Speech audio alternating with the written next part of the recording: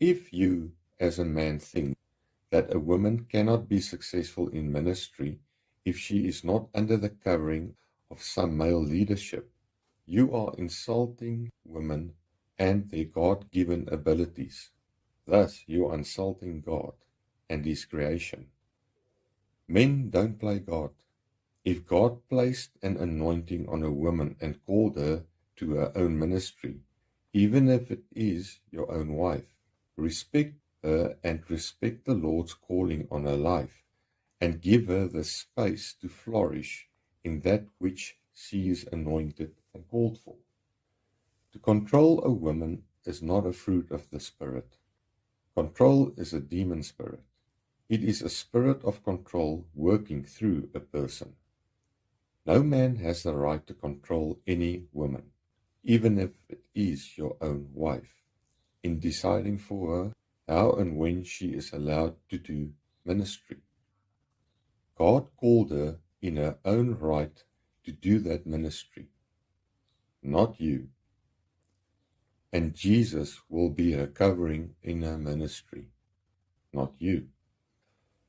Focus on your own calling and your own ministry or career journey the Lord wants to take you on, so that you can also be successful in that which the Lord has planned for your life.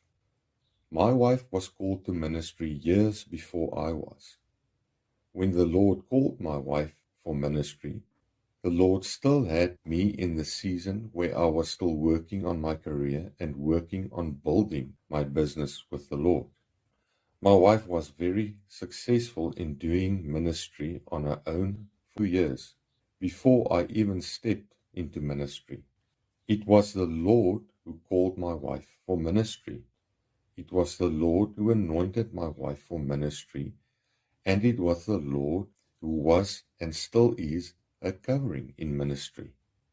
And she was and still is very successful in ministry in everything she does, under the covering and leading of the Lord Jesus Christ and of the Holy Spirit.